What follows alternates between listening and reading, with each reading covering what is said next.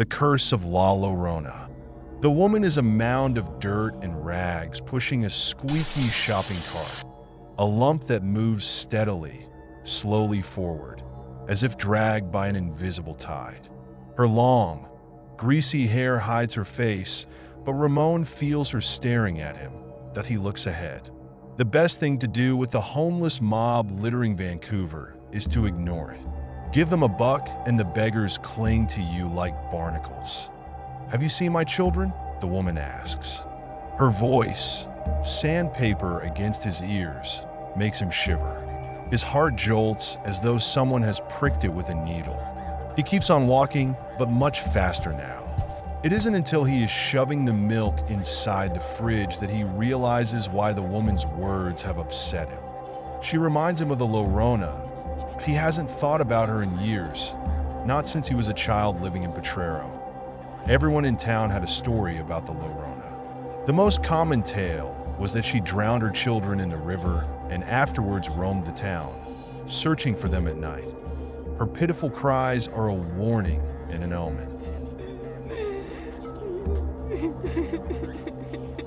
Camillo, Ramon's great uncle, swore on his mother's grave that he met this ghost while riding home one night. It was the rainy season, when the rivers overflow and Camillo was forced to take a secondary, unfamiliar road, that he spotted a woman in white bending over some nopales at the side of a lonely path. Her face was covered with the spines of the prickly pears she had savagely bitten. She turned around and smiled. Blood dripped from her open mouth and stained her white shift. This was the kind of story the locals whispered around Potrero.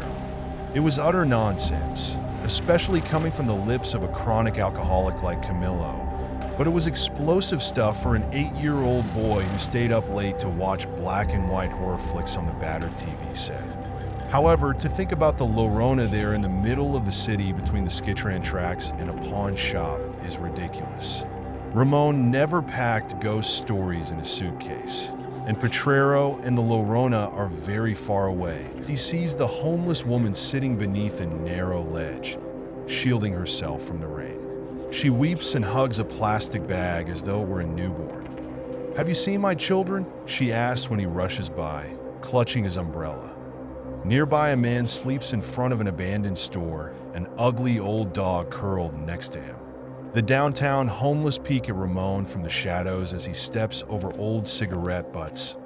They say this is an up-and-coming neighborhood, but each day he spots a new beggar wielding an empty paper cup at his face that is disgraceful. This is the very reason why he left Mexico. He escaped the stinking misery of his childhood and the tiny bedroom with the black and white TV set he had to share with his cousins. Behind his house, there were prickly pears and emptiness. No roads and no buildings. Just a barren nothing swallowed by the purple horizon. It was easy to believe that the Llorona roamed there. But not in Vancouver, which is new and shiny, foaming with lattes and tiny condos. The dogs are howling. They scare him. Wild, stray animals that roam the back of the house at nights. His uncle told him the dogs howled when they saw the Llorona.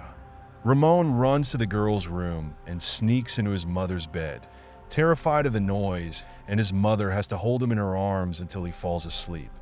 But when he wakes up, Ramon is in his apartment, and it is only one dog, the neighbor's Doberman, barking that he rolls to the center of the bed, staring at the ceiling. Ramon spots the woman a week later, her arms wrapped around her knees. "My children?" she asks, with her cloud of dirty hair obscuring her face. "Where are my children?" Nauseating in her madness, a disgusting sight growing like a canker sore and invading his streets. He doubles his efforts, hurrying to cross the street before the light changes.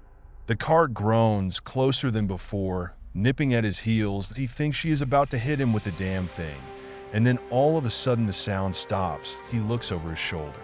The old woman is gone.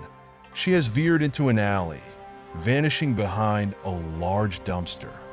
Ramon runs home. The dogs are howling again. A howl that is a wail. The wind roars like a demon. The rain scratches the windows, begging to be let in, and he lies under the covers. Terrified, he feels his mother's arm around his body, her hands smoothing his hair like she did when he was scared. Just a little boy terrified of the phantoms that wander through the plains. His mother's hand pats his own, but mother's hand is bony. Gnarled, long fingers with filthy nails. Nails caked with dirt. The smells of mud, putrid garbage, and mold hit him hard. He looks at his mother, and her hair is a tangle of gray. Her yellow smile paints the dark that he leaps from the bed. When he hits the floor, he realizes the room is filled with at least 3 inches of water. "Have you seen my children?" the thing in the bed asks. The dogs howl, and he wakes up, his face buried in the pillow. He takes a cab to work. He feels safer that way. The streets are her domain. She owns the alleys. When he goes to lunch, he looks at the puddles and thinks about babies drowned in the water.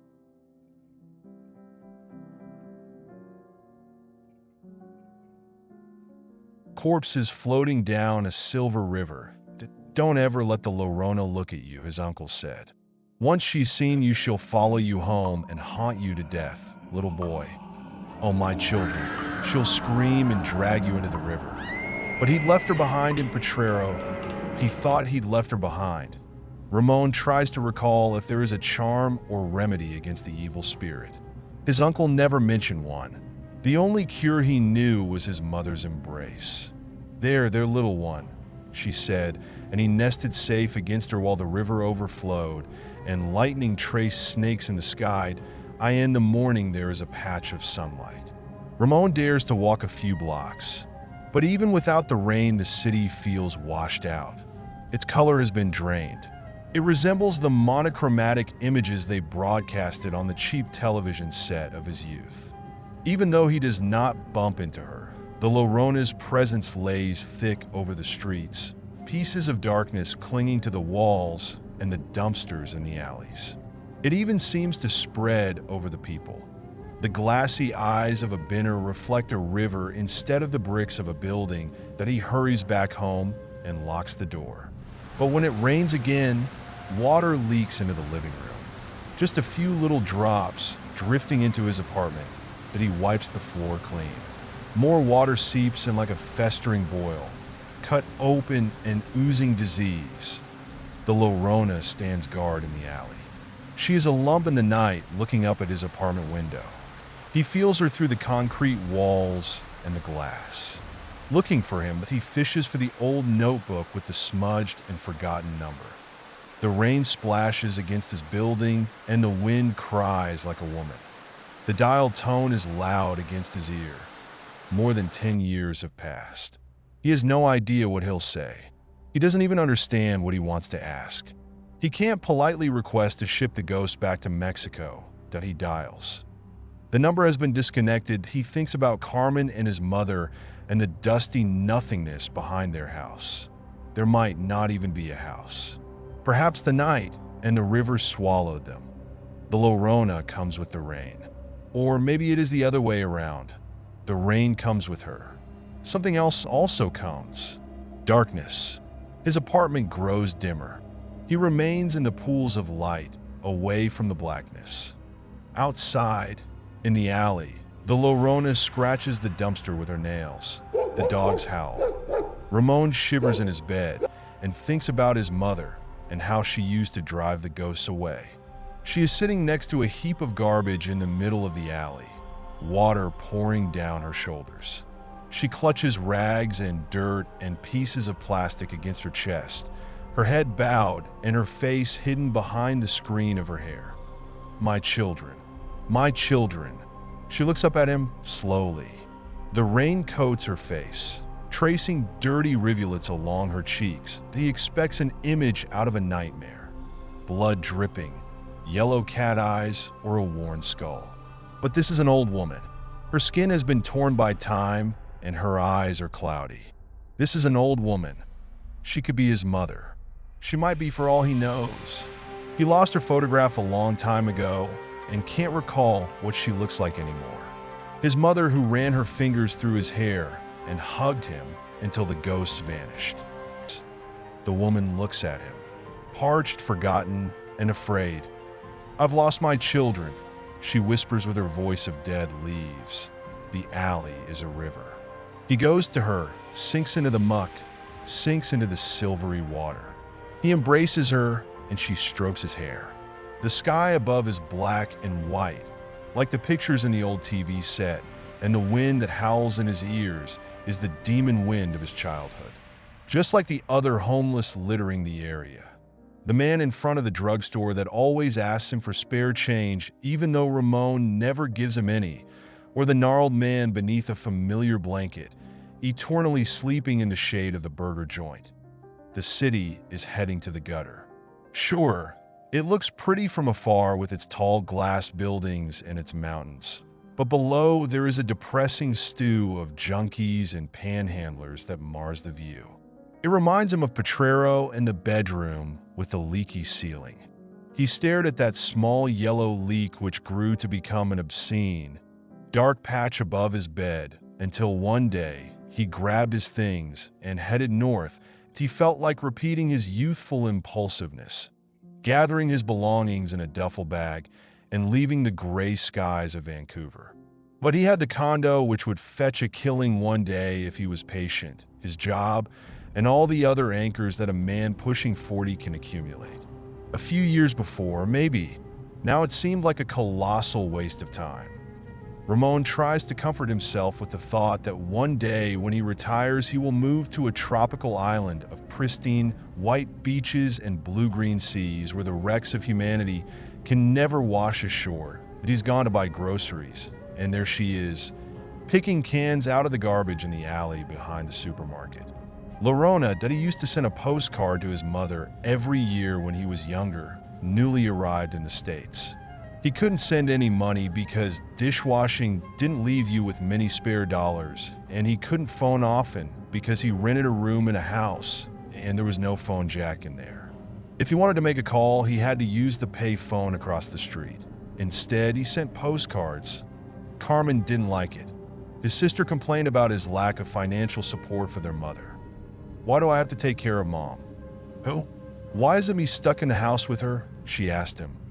"Don't be melodramatic. You like living with Mom. You're off in California and never send a goddamn cent. It ain't easy. It ain't easy here either, Ramon. You're just like all the other shitty men, just taking off and leaving the land and the women behind. Who's gonna take care of Mom when she gets old and sick? Who's gonna clean the house and dust it then? With what fucking money? I ain't doing it, Ramon." "Bye, Carmen."